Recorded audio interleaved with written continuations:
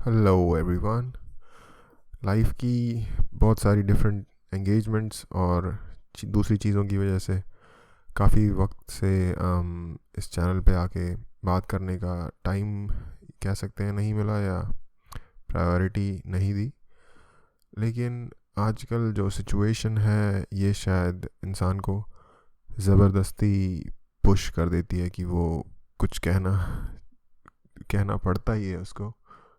या ये आपको मजबूर कर देती है कि आप चाहते हो कि आप कुछ कहो इसके ऊपर। एक सुनामी आ जाता है हर तरह की थॉट्स का आपके माइंड में, जो ये पूरी कोरोना की सिचुएशन चल रही है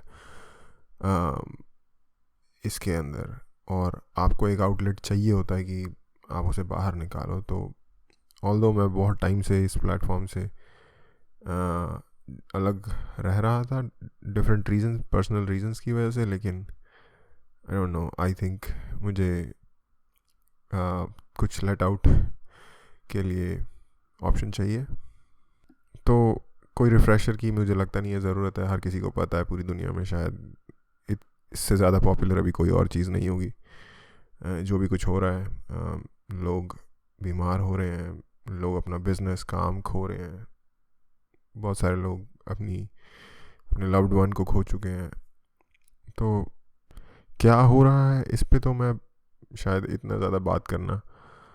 इम्पोर्टेंट नहीं होगा, क्योंकि उसके लिए बहुत सारे बेटर सोर्सेज हैं। लेकिन मैं इस पे बात करना चाहता हूँ कि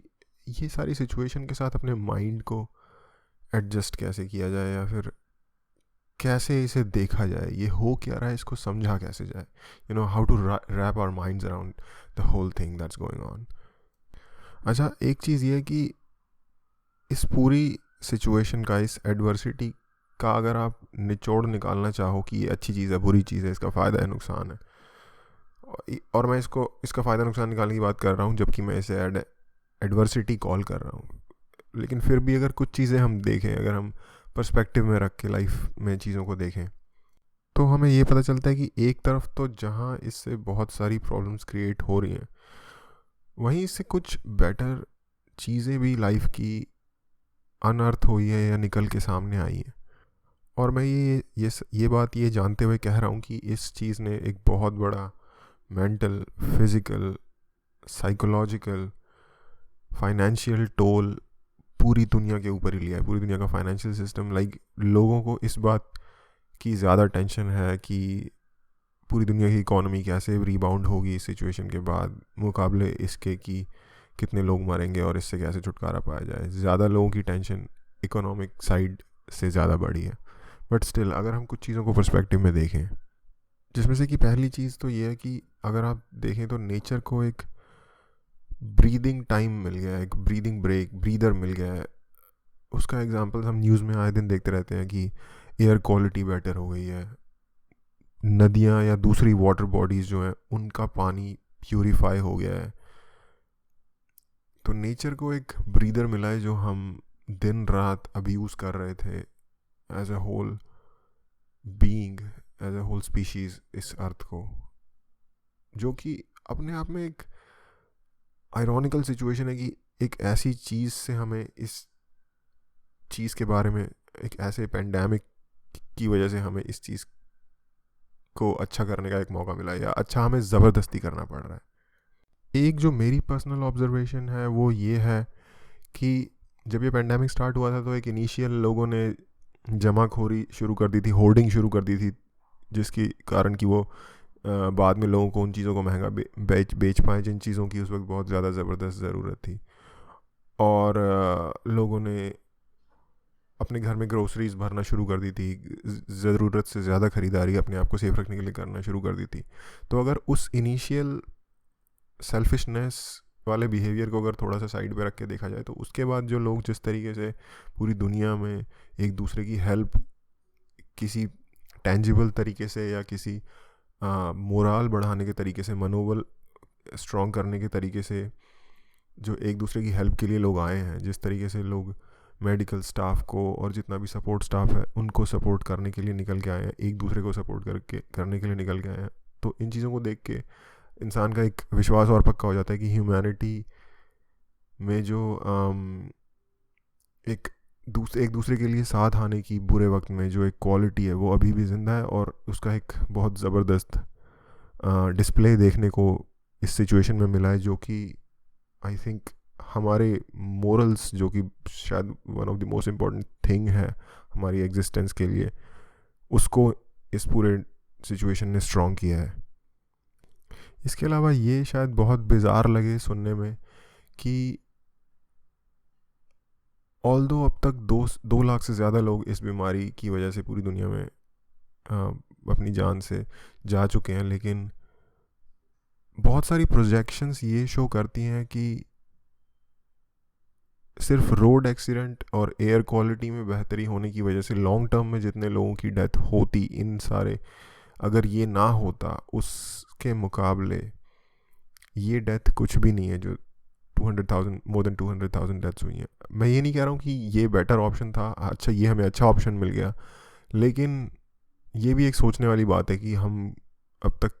किस तरीके से हमने जो सिस्टम्स डेवलप किए हैं सोसाइटी के दुनिया में,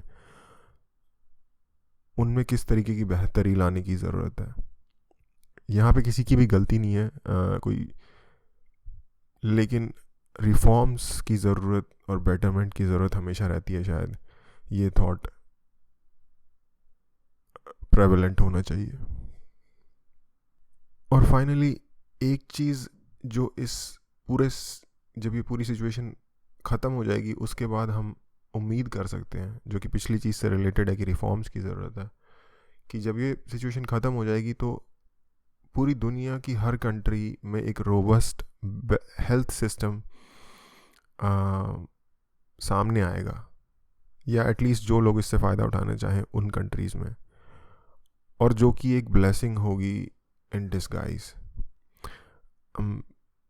आप सब लोगों ने सुना होगा, काफ़ी कॉमन फ्रेज़ है कि विद क्राइसिस कम्स अपॉर्चुनिटी। हर मुसीबत में एक अपॉर्चुनिटी छुपी होती है, एक मौका छुपा होता है। तो शायद ये मौका छुपा हो इस मुसीबत में। और लास्टली कल एक खबर सुनी, फेमस एक्टर इरफान खान, शायद मेरे one of the most favourite actors में से एक, उनकी डेथ हो गई, जो कि जनरली शायद फिल्म एक्टर्स या एक्टर्स इन जनरल, किसी की भी डेथ ट्रैजिक है, लेकिन शायद इतना ज़्यादा पर्सनल लॉस का एहसास नहीं होता अगर कोई और होता, जो कि सुनने में थोड़ा सा शायद रूड लग सकता है, लेकिन सच होगा। वो दुख फील हुआ उस खबर को सुन के, और I still can not wrap my head around this कि कैसे हो गया, क्योंकि एज भी शायद 53 थी। तो क्योंकि उसकी एक वजह है कि वो एक सिर्फ एक्टर नहीं थे, वो कुछ एक्टर से ज़्यादा थे। बहुत सारे लोगों के लिए वो इंस्पिरेशन होंगे। कोई बहुत बड़ा बैकग्राउंड नहीं, कोई बहुत खूबसूरत एक्स्ट्राऑर्डिनरी फिजिकल ट्रेड्स नहीं, सिंपल एंड प्योर टैलेंट के बल पे आगे आने वाला इंसान। सिंपलिसिटी,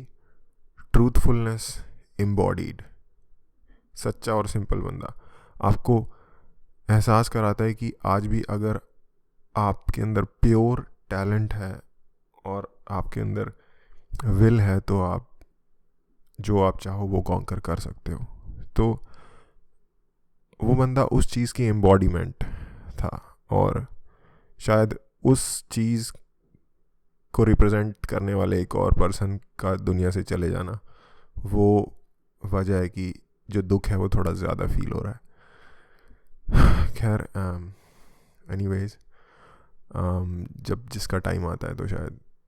उसको जाना ही पड़ता है। फाइनल ट्रूथ है इस दुनिया का, लाइफ का। आज के लिए इतना ही। उम्मीद करता हूँ आप सब ठीक होंगे। Thank you.